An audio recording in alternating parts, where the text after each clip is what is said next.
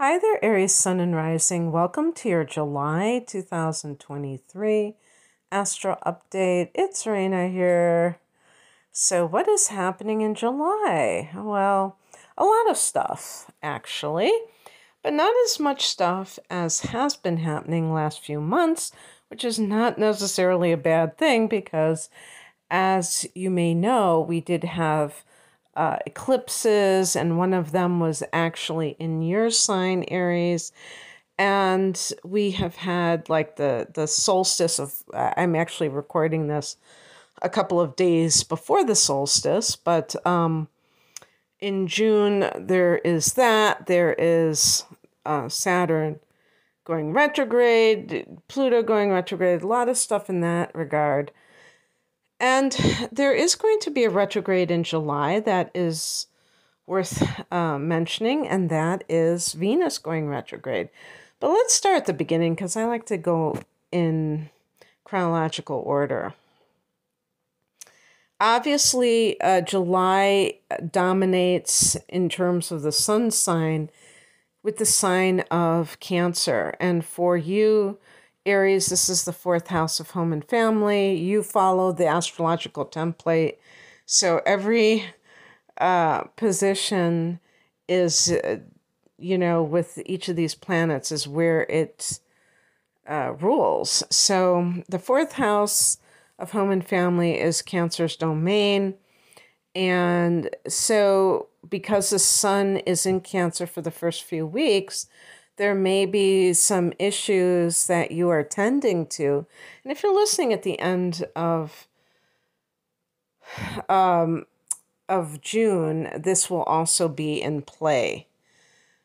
And we're going to have a new moon in Cancer as well. But if you're looking for real estate, if you're thinking of moving, if you're thinking of buying property, these issues can be front and center around this time. On the 3rd of the month, there's a full moon at 11 degrees of Capricorn, and Capricorn is the opposite sign of Cancer. So it's in that opposite house, which is the 10th house of career. This is your place in the world. So it's like you're on center stage with the full moon is like a floodlight or something. And this can be indicative in some instances of recognition, professional recognition of one sort, including a promotion. That is one of those little perks that you get when you're being recognized by your company. And, gaining some prominence, gaining some, in some cases, if the person's in show business, for instance, they may become famous or more well-known for something. Of course, there's always the possibility of somebody who is leaving their profession, retiring would be the extreme, but certainly the possibility of leaving their current profession for something else. On the 10th, Mars is going into Virgo. So this is a very practical area. It's the 6th house of work and health and your daily routine. And Mars is your ruler, right? So when Mars goes into this area, it can be the workplace too. So it could be your co-workers. There might be some kind of conflict with them. You're not seeing eye to eye about a particular issue and you're clashing for some reason. Who knows? But so things could get a little bit heated. But there's also the possibility that it's simply that you're working overtime. You're working a lot. Aries has so much energy typically. If you're the usual Aries person, you have energy to spare. So this could simply be a busy time for you work-wise. Now, remember, I just said that you had that full moon in the 10th house of career. So there you go. That could have some connection to that. If you get a promotion, then you might have to work more. Who knows? But the other thing too, in terms of health, you may take the physical approach because this is the house that can deal with diet. And Mercury is the ruler of the sixth house, and it could sometimes deal with, diets and things of that nature. But if Mars is here, you may choose to simply, exercise more rather than doing something with your diet. But, or, obviously you might be doing both, but the exercise component really sticks out right now. And then the next day on the 11th, Mercury goes into Leo. So we've already had Venus and Mars go into Leo.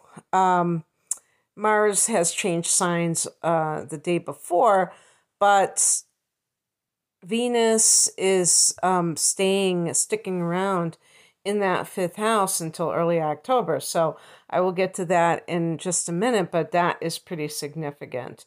You're going to see a long stay of Venus in the fifth house. So that could have a very romantic influence. Mercury going into this sector can make you maybe talking to someone that you are interested in, but maybe you're vibing on an intellectual level, going to poetry readings or the theater, something where words, Mercury's, connection to the arts in the fifth house can be happening. And, the reason I say this is because the fifth house is also love, but with Mercury, there is an intellectual component to it. So a lot of communication, a lot of maybe sharing interests that pertain to like writers or whatever, poets. Well, poets are writers, aren't they? Well, you know what I mean. And if you're doing things that are fun, which are also fifth house related, again, it can be maybe it's community theater, maybe you're writing a play, or who knows, writing poems.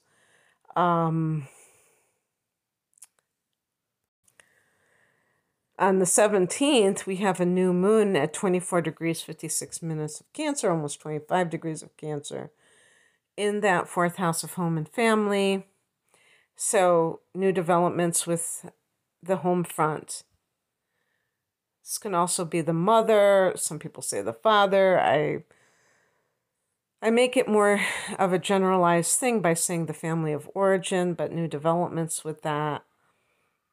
And even if you're not moving right now, you may be thinking about doing so. And in some cases, if the person was always like, I'll never move, and then all of a sudden you go, yeah, I think I'm ready. On the 22nd, we have two transits. The sun goes into Leo, and so the sun is going into that fifth house. And the fifth house is fun, anything that is pleasurable, so that can be really great as well. Just having a good time. And Venus goes retrograde here. So, Aries, keep in mind that by the time this retrograde is over with in October, well, actually, Venus goes direct September 3rd.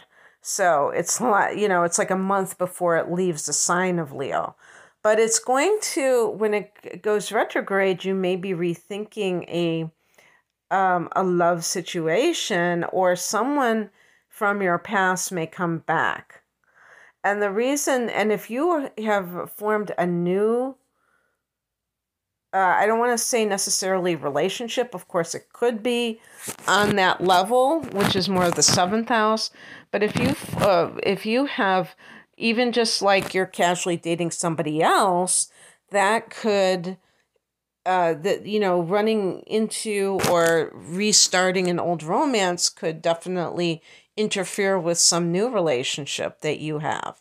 So, a relationship or new person that you have been dating. So, be very intentional with anyone who may come back into your life in a romantic way, because you may gloss over why the relationship split up in the first place. And in doing so, you may be, if you are thinking about going back with such a person, you may be doing so uh, and then regretting it later on and saying, why did I do that? Well, probably you got carried away and thought, wow, this is so awesome. I never thought this person would come back, and now they're here. And it's not all of that sometimes. Sometimes, who knows? Maybe it'll be a great situation. You never know. On the 28th, Mercury goes into Virgo, so Mercury goes into that practical sixth house. Now Mercury is a ruler of the sixth. Maybe you are starting to read books on diet. And by the way, I just want to, clarify, diet does not mean losing weight necessarily. Diet can mean eating more nutritious foods, even if you're the weight you want to be. It can be looking at, or maybe it's a special diet that, for instance, some people are following the medical medium's diet because they want a detox of heavy metals or something like that. So there's all kinds of reasons why people eat certain foods. And so there might be something along those lines, but you may be talking to an employer. Maybe you're in between jobs and you're looking for work. You could have some back and forth. Remember, I said to you that Mars is here. So with Mercury, there might be some kind of thing that is happening, like some kind of negotiations, for instance. But you're definitely thinking in more grounded terms at this time. So that's what I have for you, Aries. I hope that this resonated. If you would like a private reading, I am promoting my double astrology readings because they are a package deal and therefore a special price compared to buying those readings separately. They comprise an hour of natal chart analysis, an hour of transits for the upcoming 12 months. This one is called my deep dive, and I have a version with the tarot called the whole enchilada. And you can find out more information, details about these readings, and order them at the link below. I'm at RainaMoonAstrology.com. Thank you for listening. Take care. Bye.